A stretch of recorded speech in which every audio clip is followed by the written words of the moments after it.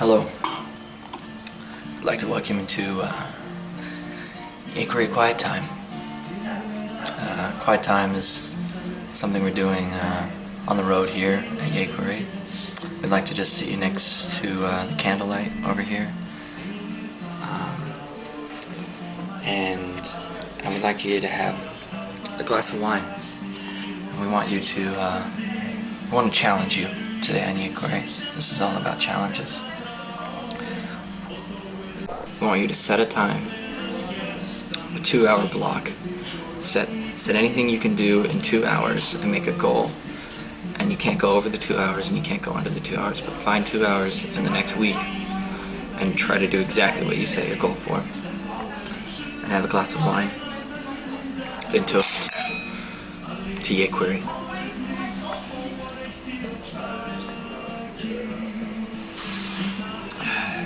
Iceland. It's a good start. Come on, everybody, let's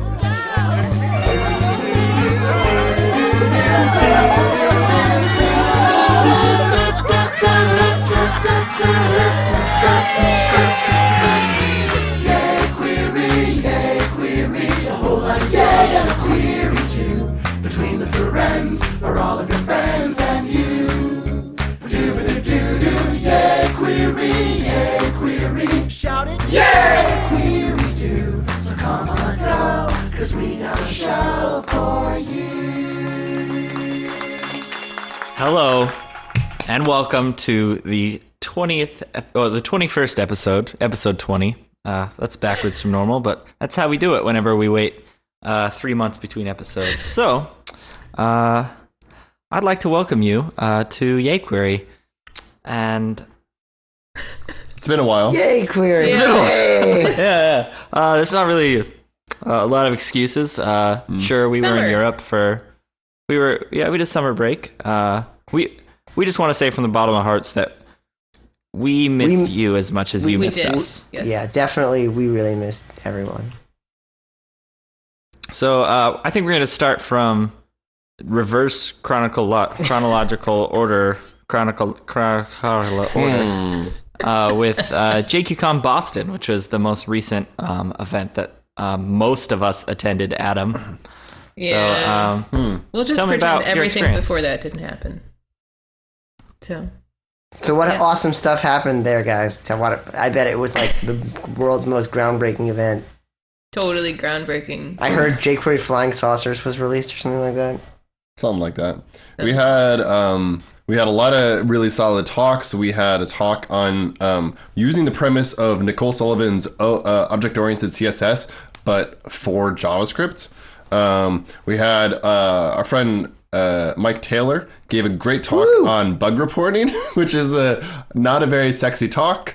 But he made it sexy. He made it good. It was definitely and sexy. learning about how bug reporting works on an open source project is really key to being a good community member. So that was really solid. We had Menno van Slooten, our very most favorite Dutchman, back to talk about rapid testing, rapid prototyping. We also had Menno told me today online that he saw my shirt, the one that says cache rules everything around me, and the cache is like a computer cache type cache. Yeah. And he's like, I saw that, but I didn't get it. And I looked it up. It's funny. Menno brought up the Wu-Tang video on YouTube. Yeah. It's dope. We love Menno. Yeah, so a lot of things. And in addition to all of that, I don't know, what do you guys think? Well, I don't know if it was just me, because this is what I talked about there, but it seemed like there was a lot of focus on stuff beyond jQuery. Mm-hmm. Alex talked about jQuery's best friends. Oh my God. jQuery'sbestfriends.com. jQuery'sbestfriends.com. Talk about different tools that you can bring into your jQuery projects besides jQuery to make them even more awesome. Garen Means talked about templating, and that was a really well-received talk, explaining why we should care about templating, and a little bit about the new templating plugin, which we'll talk about later. I talked about structuring applications, but there was just generally sort of last year seemed a lot about best practices with jQuery, and this year seemed a lot more about like where do we go next, and how do we use the whole JavaScript universe with the jQuery. So that was pretty cool. Yeah. It seems like you guys made PubSub pretty popular up in the jQuery. Seemed like that was the buzzword.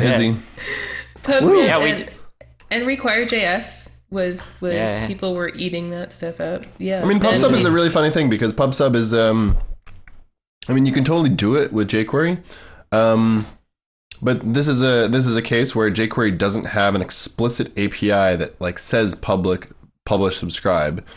And because that API isn't present, people don't really like learn the concept. So I guess during the conference, people talked about the concept, talked about how you could do it with jQuery, and talked about other ways to accomplish the same thing. And just to try to kind of introduce that concept to make people's like architecture a little bit cleaner. Ooh. Yeah, it was definitely neat to see people caring about that. And you can do it with custom events, or you can do it without custom events. But either way, it's a neat way to loosely couple your code a little bit. Yeah. Did we also find out, I guess, something interesting about the way that our friend Ben Allman types? I do believe we observed this, yes. Yeah, Ben Allman, the plugin master, the guy who wrote probably 50% of your plugins. Types with his 2 index fingers. Who knew? Really? So would you say that for any of you out there? What was that? I was going to ask if he's a hunt and pecker. Not a ton of hunting. He seems to know the keyboard. Okay, all right. Just a We love you, Ben. Really. No. I just wanted to give a shout out to any other of you who don't touch type. Can I say? Because one day you could be as cool as Ben Allman. Potentially even eclipsing Ben Allman in coolness. Another person who is impossible. Who does the similar behavior is Yehuda Katz. Really? Yeah. Yehuda Katz, also on the jQuery core team, on the Rails core team. Yehuda kind of like does this. It's not just his index fingers, but it's kind of like a very flourishy hunt and peck, where it's just like some of the fingers are like totally nailing it, but it's kind of like the fingers are moving all over the keyboard at once and not like stationary. And so it's a very like it's very artistic in a way. It's beautiful. It's kind of makes sense. I was talking to Yehuda about like computer science and stuff like that, and I found out very surprisingly that he does not come from a tech background. No, he has a degree in accounting. Like an accountant, right? Yeah. And so he was talking about how he didn't know about recursion until 6 years ago or something ridiculous for someone who's on Sprout core team, jQuery core team, Rails core team, and it's crazy stuff like that. So if you don't know anything today, you could be Yehuda Katz in 6 years. So. Totally. So another thing that we saw from the jQuery conference, Component 1 released a UI toolkit that builds on top of the jQuery UI library. It's called Widgmo. And it's neat. It's neat. It's interesting. It's interesting to see people releasing stuff that's meant for other people to use that's built on top of jQuery UI. They're releasing something that is a public and free set of components, and then they're also releasing a commercial set of components. And I'm curious to see how that's all going to work out. They got a lot of attention and a lot of tweets at the conference, at the jQuery conference. Whenever we see new code, we at yayQuery like to take a peek at it and see what we see. What did you see? There's a few things I would like to see from them. I see that the widgets are nice looking, but there's a few things I'd like to see. Number one, and we've talked about this with lots of other plugins and stuff, way fewer methods on the effin namespace. There are a lot just in the utils, the Widgmo utils alone. I'd like to see them keep their privates a little bit more private if they could. I want to see tests because there were some changes that I wanted to suggest to them, but I couldn't even make sure that they would work and not break things. So I tweeted them about that, and they said that there are tests coming, so I'm excited to see that. I also want to see them paying a little bit more attention to best practices, like avoiding multiple variable declarations. You can declare all your variables with one var statement, and they're not doing that consistently. They're not using objects for setters, so they'll have like 4 lines in a row setting different CSS properties, and I'd like to see them using objects for setters, or at least doing chaining. So it's a neat project. It'll be interesting to see where it goes. It's nice to see people building on top of jQuery UI, and it's nice to see like they are adding some widgets that the public UI doesn't offer. But it'll be interesting to see where they go. It seems like all the cool you widgets, though, are going to be behind like some sort of draconian paywall. Yeah, and that's what I wanted to bring up, is that like I feel like I see an open source project, I see something they're doing wrong, and I'll go and I'll clean it up and I'll patch it back to them. But for some reason, and this is totally like a me thing, and I think maybe it happens to other people too. It's like if they're going to charge like for some part of that eventually, like it makes me less inclined to want to help even like the free part. So I don't know what they can do to fix that, because I mean obviously they're a widget company, right. Component one. So I don't know. It's just something I thought I'd bring up. So whatever. Also at the JQCon Boston, we had a very big announcement. jQuery Mobile came out. jQuery Mobile, a framework for building mobile applications. Adam, you want to tell us a little bit?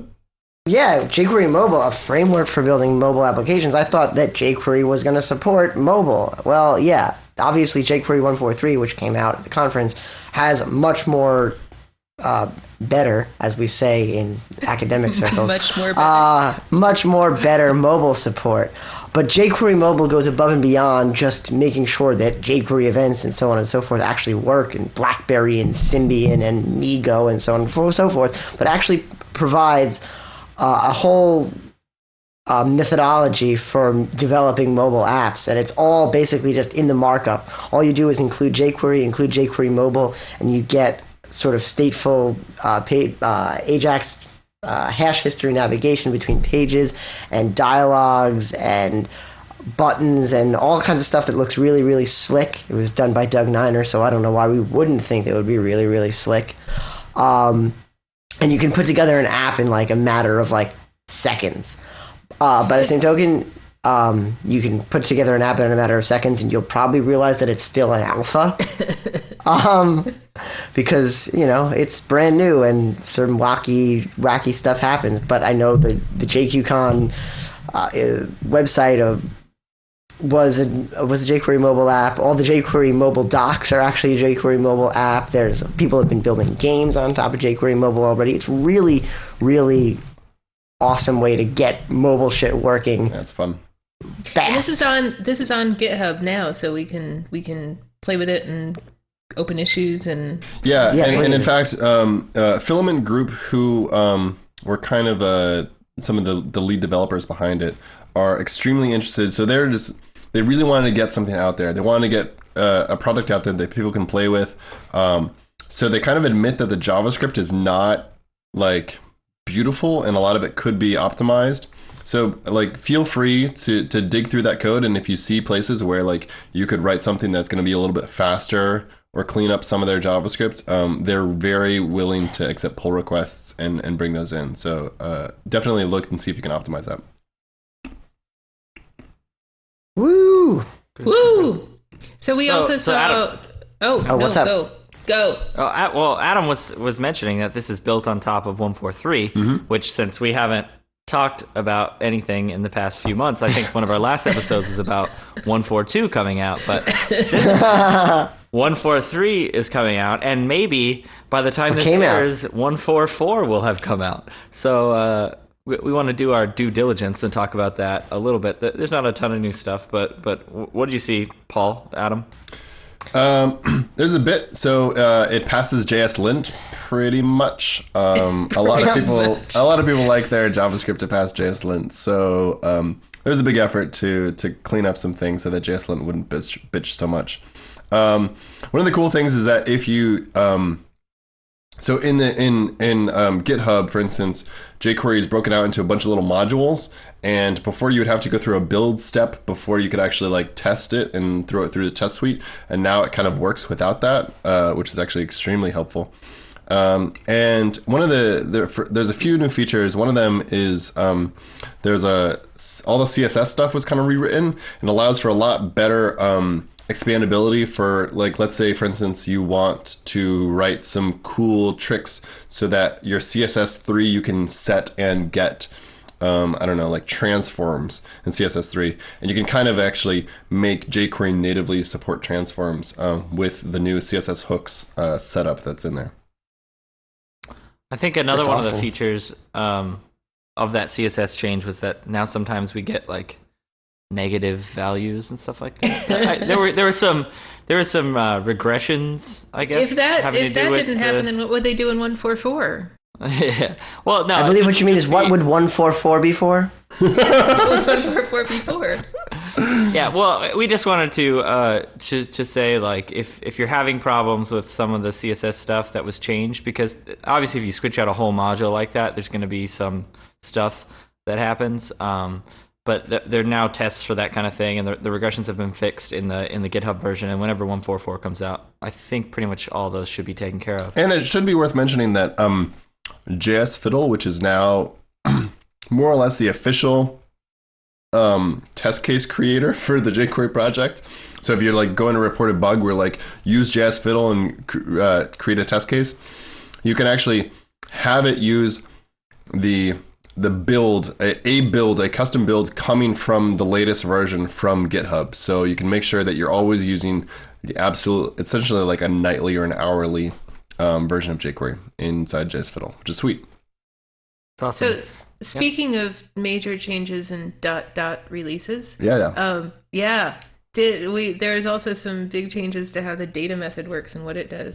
Right. So essentially the way that the data method works now is that it works just like it used to, but there's also an additional feature where you can add an attribute, a data attribute. In HTML5, you can add a data dash name attribute to an element, and you're going to set its value to Paul. And now I can grab that element and I can use the data method, and then I can say, I can just use it as a getter and ask for the data name, and it will return Paul. So it actually will check to see if the internal data cache has something, but if it doesn't, then it's going to go and actually check the element and return that, which is kind of like a nice little piece of sugar. So it's providing a way for you to very elegantly associate data that's in the DOM and then absorb that up through jQuery and associate it with that element. In addition to that, there's a little cooler aspect where you can actually put a bunch of JSON in that attribute too. And you can then absorb that JSON up and it turns it into an object, and then now it's an object. So this is basically the metadata plugin is now data on roids, right? Exactly. Awesome. So there are no drawbacks to this whatsoever, right?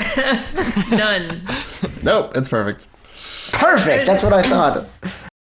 So a couple, I don't know if we'll call them drawbacks. I'm kind of mixed feelings about whether this belonged in jQuery core, but we'll leave that aside for now, maybe. Sure. But a couple things people should know about. Yes.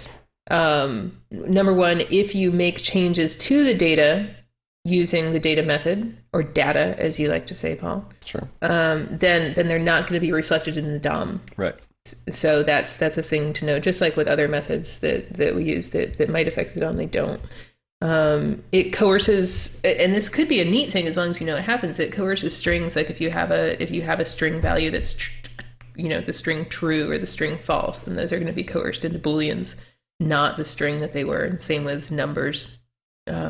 Numbers that are strings in the data attributes are going to be turned into numbers, not strings. And what?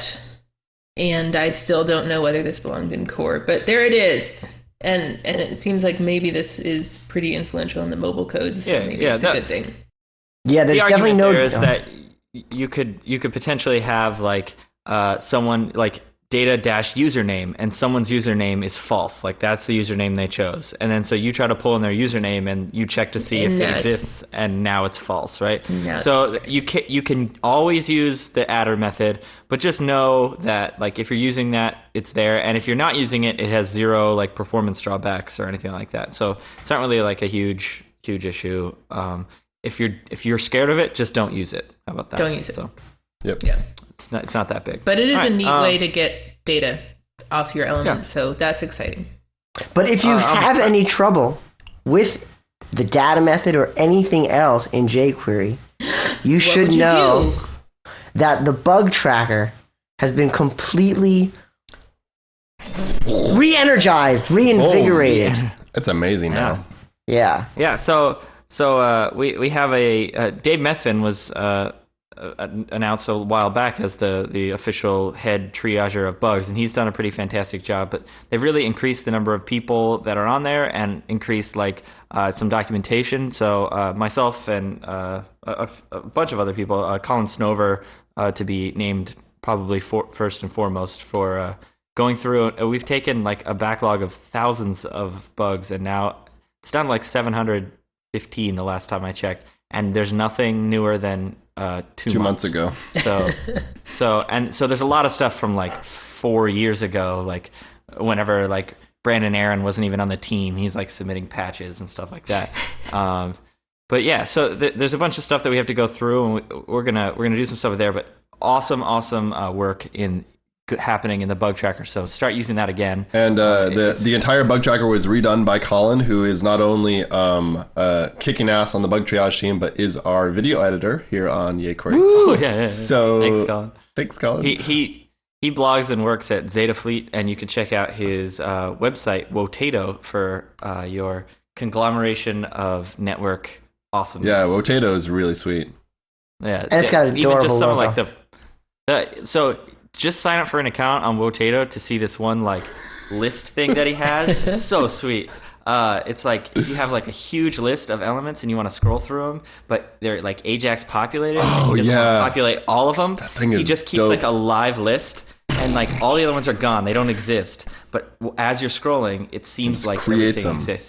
Oh my god, it's then the scroll bar is perfect. Oh, he fucking nails it. Oh, it's so good. Cool. Yeah. No, you check that out. So. Woo. I'm happy to announce the first segment in 4 months. Woo! And that is... And it's called Hidden! They're hidden enhancements. What? The little tiny things you never thought you'd see. Oh.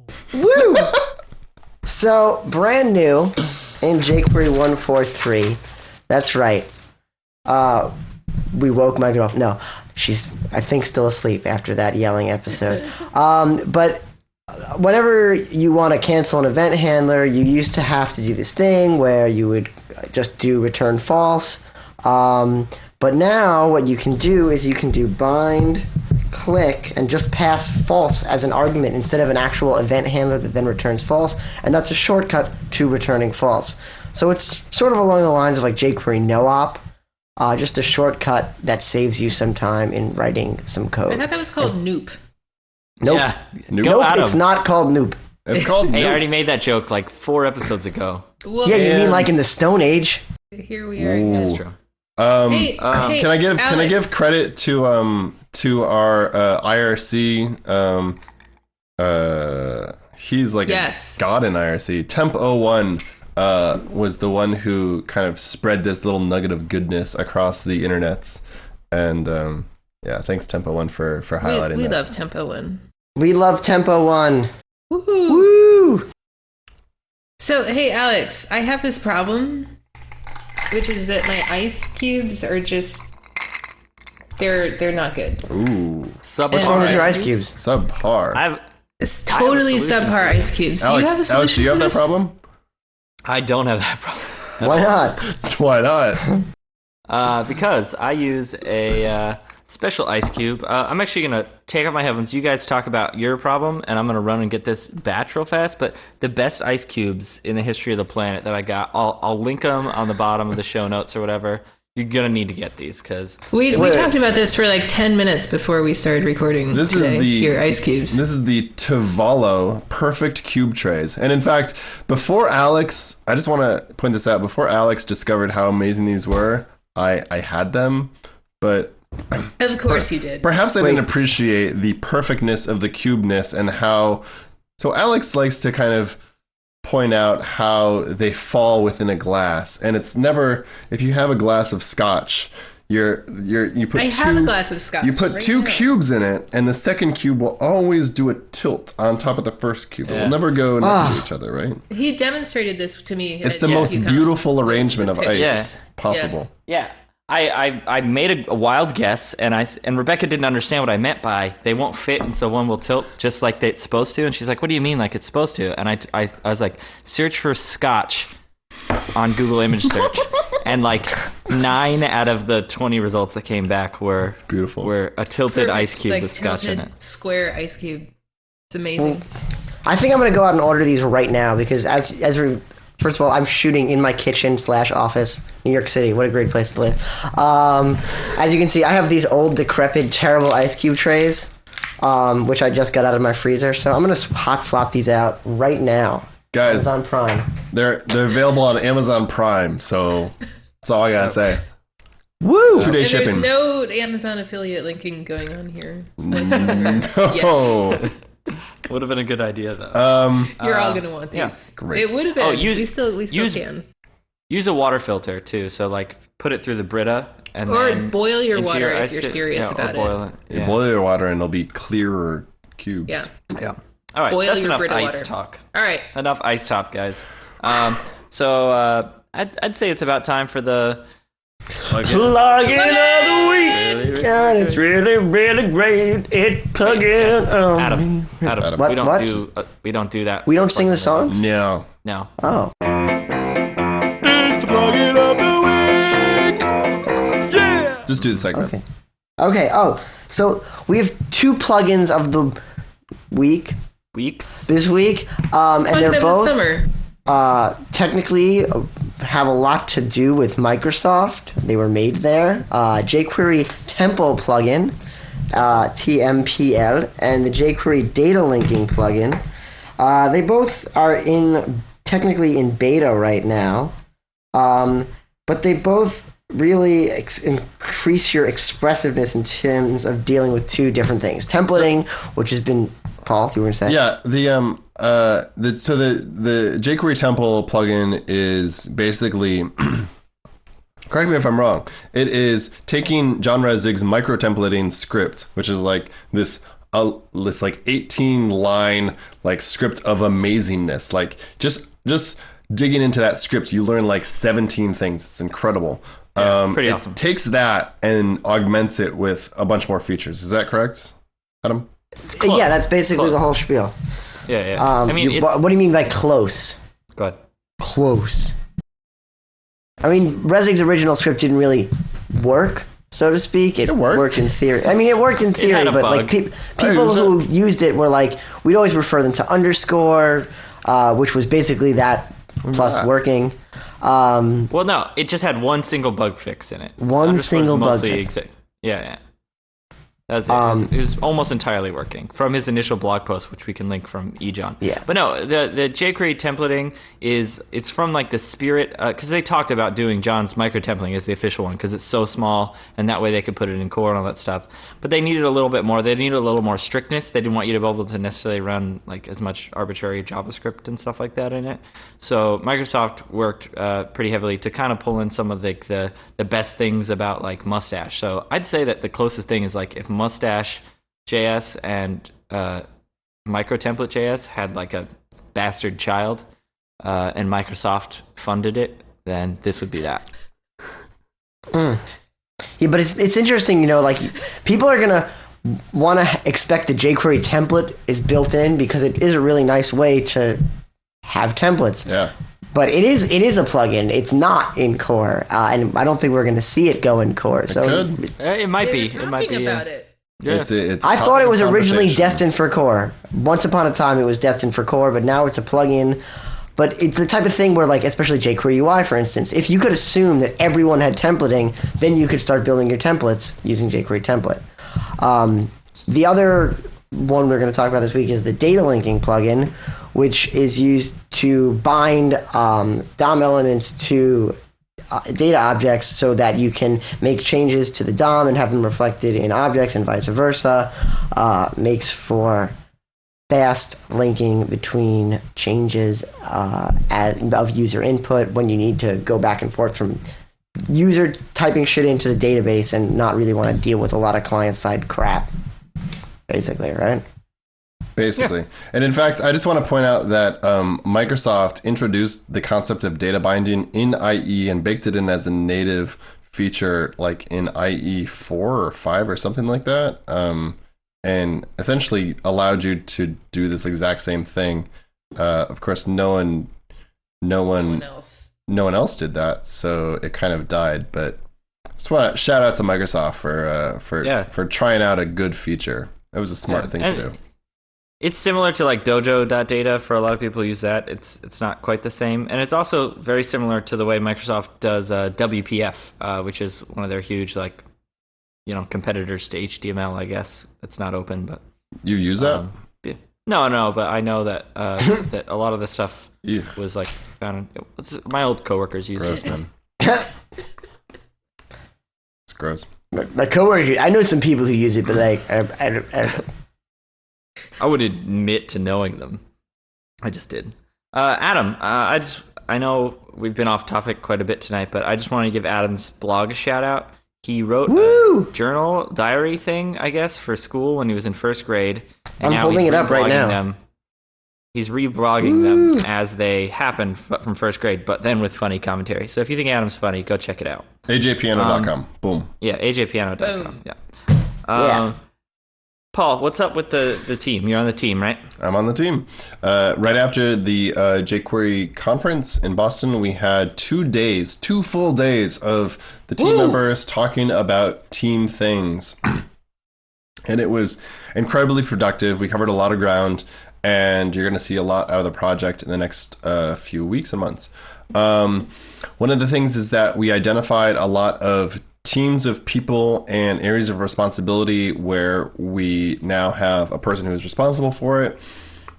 They're putting together a team of people who are also members of the team, but also community members, and saying this is what we're going to do, and also this is where we can use contributions from the community. This is where you can get involved. These are the things that we need help with.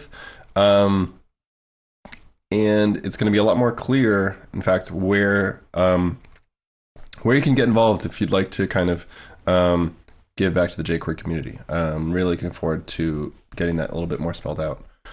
And in fact, one of those new initiatives that one of the teams is kicking off is we're going to be creating a new learning site. And so this is going to be led mostly by Ben Allman, and we are integrating the jQuery fundamentals from Rebecca, and Ben is going to be taking a lot of existing tutorials and then new tutorials, and we're essentially creating an educational resource for jQuery where you can learn how to do this stuff as kind of like more of an educational course. And so we're really excited about creating this for everyone. Cool. Yeah, I was excited to talk to John about getting the jQuery fundamental stuff in too. Yeah, and there's been some new documentation stuff go up online. I know Ralph Holzman, one of the guys we met, just put up a new plugin guide. So if you're interested in writing plugins, go check out the plugin guide on jQuery.com, docs, whatever. And that was in desperate need of an update, and it's really good, really good now. Good writing. Solid, and he correctly refers to $.fn as effin. Effin. $effin. Plugins. It's good. Effin. Glad we can clear that up. Yeah, seriously. So, Alex, if you were going to have something where you talked about a random guy and how great he was, what would the name of that segment be? Well, even though I just did that, I'm going to give a quick yayQuery pillow talk. I don't think we have like a song for this or anything yet, but we will. But my pillow talk currently would be James Burke. He's my current JavaScript crush. He created Require.js. He's on the Dojo team, actually, but he's the reason I like him so much is because he works so well with others. So the Require.js project, like, specifically builds things in so it works well with jQuery. He really wants people to, like, get on the boat and be helpful. He blogs at tagnito.blogspot.com, and he has Require.js. He's at JRBurke on Twitter. Check him out. He's a baller. He's super so nice sweet. guy. Nicest guy I've ever met. So nice. Boom. We also have Boom. a friend of the podcast, Matthias Bienes. He is a Belgian. Yeah, he's Belgian. He created JSPerf a little bit ago. Oh my god, so JSPerf legit. just like is a game changer in a way because finally we can stop bitching about like if this is faster than this. The real great thing is not only can you define a test that has like 3 different options and get the speeds for your browser there, but a little browser scope widget is embedded, and so whenever anyone visits that page and runs the test with a new browser, you can view them so you can see from a cross-browser perspective exactly what the story is. And so we know kind of, what string concatenation, the best performance approach there is from a cross-browser perspective. It's so definitive. It's so definitive amazing. and it's amazing, but we should keep in mind that like perf is not the be-all and end-all. We should also care about how stuff reads, and that sometimes the performance difference is like just too trivial to care about. Yeah, but when some guy is trying to convince you that using a string replace and then multiplying by 1 instead of parsons, screw that guy. You're just JSPerf right up your ass. Yep. Perfect. Yeah, Bam. that's what it's good for, is winning arguments. But yeah, exactly. The difference between 68 million operations per second and 62 million operations per second, while it might have a big percentage number, your users will probably not give a shit. But so that asshole who thinks he's right and the asshole who thinks unrolling loops is the best thing in the world. Screw Whatever. him. Yeah. Bam. So, speaking of excellent things in JavaScript, Paul and Alex, you guys were named as some of the top 10 JavaScript talks of 2010 because you're that awesome. Yeah, so good work. Adi Asmani had a blog post on that. He's not like a definitive source of top He's 10 not. JavaScript talks. So it's He's hard to, not. get too excited. It might be a little biased. He might have a little bit of like jQuery bias and stuff, but there were some good things in there. So if nothing else, there's some good talks in that. Yeah, and on top of that, NCJS, a conference that Rebecca put on and we helped with, that was where my talk was from, so it got some love, and TXJS was on there twice. Serious maybe? love, yeah. Yeah. And then JSConf was like most of the other ones, so it's kind of cool as far as like conferences that we directly had helped with. Also just had people that were awesome speakers at it. Yep. Paul. Good deal. You might be wondering if you saw the jQuery 1.4.3 blog post, why traversing is a whole lot faster now. A lot of that is because this awesome new method has been integrated into jQuery, and it's called Matches Selector. Matches Selector is kind of a complementary method along with Query Selector All and Query Selector. Matches Selector works basically, you grab an element, you call Matches Selector on it, and then you pass it just like a CSS selector, and if that selector would return that element, then it's true. Otherwise, it's false. And this was actually this method was created, I believe, in response to a request from John Resig. It was created in it landed in Firefox on like a Friday, and then by Sunday, WebKit had seen it, written an implementation, and landed it. So this happened maybe like 12 months ago, but it ends up being an incredible speed boost for things, and so we're happy to see it land in jQuery, and definitely check it out if you're doing native JS stuff. Yeah, the last speed related thing I guess we have on here is arewefastyet.com. There was some that's Mozilla's site to see if how fast they compared to the other breakable, outable JavaScript engine. So like IE can't be compared because you can't break it out and stuff like that, or Opera. But Mozilla passed Chrome in the SunSpider tests. Yeah, V8 rather. So that's Trace Monkey plus Jaeger Monkey plus whatever all their stuff is. So that's kind of nifty. I'm sure Paul has some comments on that, but we won't listen to them. We won't listen to them. Moving on. Moving on. Wait, no. So Alex, did you say are yeah. we fast yet, or did we say are we first yet? Because aren't these both websites?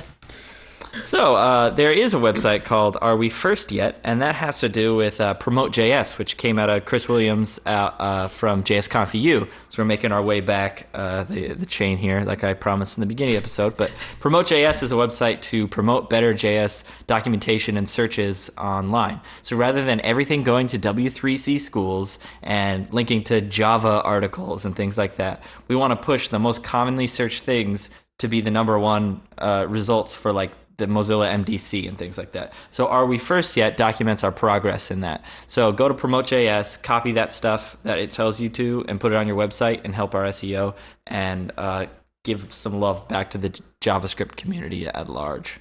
Also announced at the JSConf.eu was the new project of Has.js. So Pete Higgins of the Dojo project announced this. It's already kicked off. I'm involved in the project. Jay Dalton. We have Ryan Grove from Yahoo. We have some really smart Russian JavaScript hackers. We have a lot of really smart people that are heavily involved in feature detection. And basically, Has.js is documenting every single thing that you would feature detect for and all the bugs that you could detect. So it's looking to be kind of like the foundation of detection for all JavaScript libraries. This is Modernizer for JavaScript, basically, Paul? This is Modernizer for everything. Yeah. Wow. Ever. Yeah. Yeah, and it's neat to see that there was a lot of talk at JSConf just about sort of centralizing efforts. There was also talk about just common browser JS, sort of bringing JavaScript features, detecting JavaScript features in general under and implementing them where they're missing, bringing that under a single library as well. So some neat talk there. We also saw, Alex, you debuted your Yep Nope. You want to talk about that real quick? Yeah, actually, Paul kind of debuted it because I didn't talk at JSConf.eu, but I'll talk about it anyways. I'm going to put up a website soon, so you'll have better docs. But I currently have a repo, YepNope, and it is a conditional loader for your polyfills, I think is what I call it. So what that means is that, so polyfills, which we haven't ever talked about on here, are what? Give me your definition, Paul. They are. No, he just has the definitive definition. Oh, he knows. They are scripts that fulfill the future API and bring that functionality to older browsers. Yeah. So that's what a polyfill is. So it's like if you don't have rounded corners, you might load something for IE that implements rounded corners or for a different older browser. So a lot of times you're loading in like 6 or 7 polyfills along with all your JavaScript, and I think that's bad because if I'm in Chrome, I didn't need any of those polyfills. Right.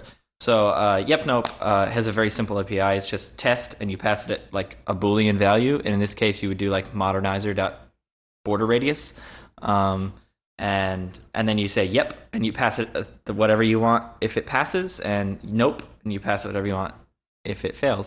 And there's some cool stuff that I'm working on too. So just check that out. It's built on top of Lab.js, so it's super fast. We'll have to get into some of the Lab.js new browser war butting of heads, but right now it works. So live with it, learn it, love it.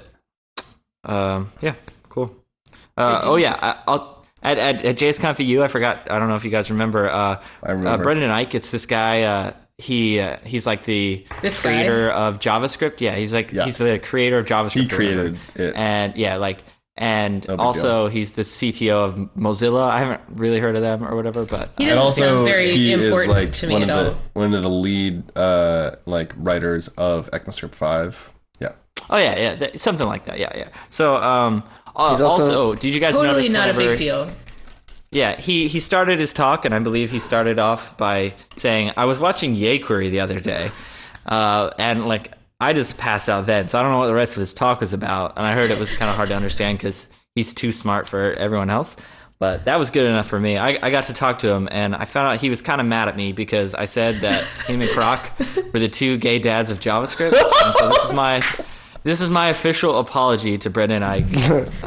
But to be you're clear, better than Crockford. he wasn't upset that you called him gay. He was upset that I like, compared him with Crockford. Yeah, exactly. Right. He would like his Croc's got nothing on Ike. So I also own Ike Fact, and I will be putting that up soon, hopefully before this goes. And there's all the Crockford facts, and there's only one Ike Fact, and Boom. he created JavaScript. That's courtesy of Rick Waldron too. I can't not credit him, but I'm done. All Thanks, right. Ike. We heart you back. You know what else is done? What? This episode. Boom. Oh. Boom. Boom. All right. Well, we enjoyed having you here today on the yayQuery podcast. After my brilliant opening, I can only imagine this closing is going to be just as good. But I wanted to mention that this is the last time we're going to thank Devotee for being a sponsor of the podcast, because they owned yayQuery.com before us. The guy who owns Devotee does, and so our deal was that they could be a sponsor for a year. 1 year. But And here we thanks for are. being a Shit's faithful over. sponsor. Oh wait, did I just mention that this is November 6th 1 year. is our 1 year anniversary? So yay! Happy birthday, yayQuery! We're 1 year old. So thanks to TinyCDN and Devotee for the last time, and have an awesome week, guys. And we'll totally be back in a week Next from now. week. 1 week. We record every week. 100% true. 100% true. Bye. Bye. Across your floor while you lie in bed, but they're only trying to find a nice place to stay. Sure, they might scare you all night, but they sleep all day. They've come from near and far, the more the merrier, and scarier they are.